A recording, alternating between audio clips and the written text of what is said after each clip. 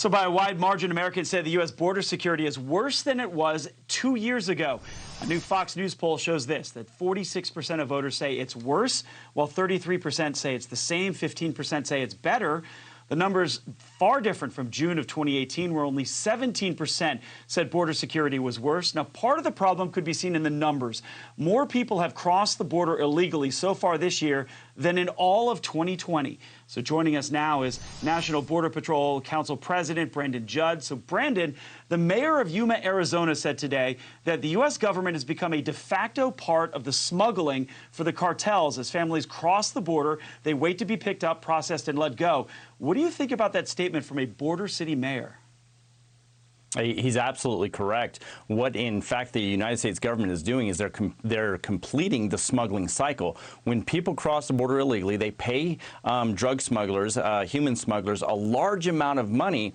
Then they come to the United States, they get released into the United States, and they're able to continue their journey to wherever they're going, whether that's Des Moines, Iowa, Chicago, Illinois, Miami, Florida. They're going throughout the United States, and they're being released there by the federal government after criminal cartels make billions of dollars every single year.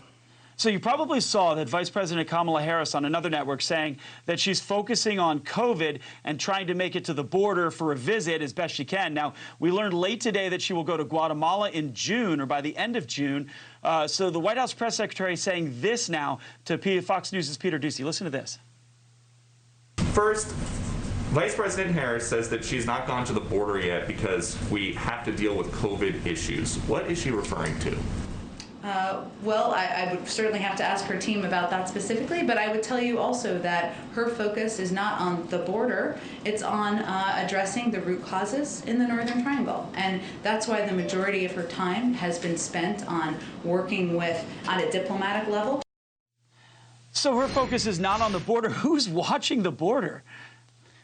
You know, as somebody that puts on a uniform and goes out and patrols the border on a daily basis, I can't tell you how disappointing that statement is. I wish I could tell you with a straight face that the American government has control of our borders. Unfortunately, I can't.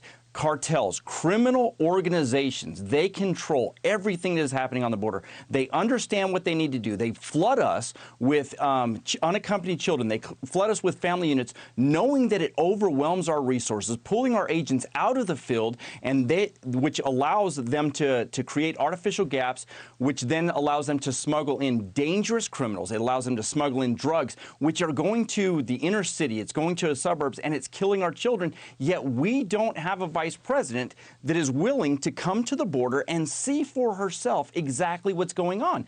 That is bad government.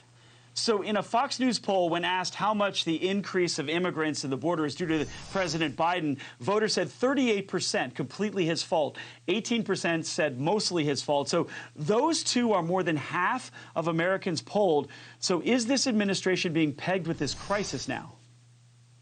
They should be, and I hope that more and more Americans are willing to tune in and do their research and understand what is driving this surge. It's policy driven. It's driven by policies here in the United States. As long as because President Trump got rid of that catch and release magnet that drew so many people here, when President Biden reintroduced that magnet, that is the root cause. So when Vice President Harris says that she's going to go to Guatemala to address the root causes, all we have to do is look at right here in our own country.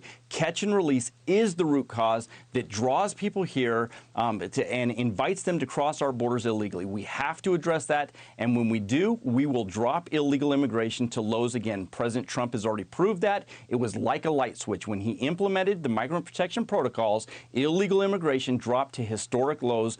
All we have to do is follow that example again. So in the last 30 seconds, you don't believe that going and propping up another government is the way to stop the flow?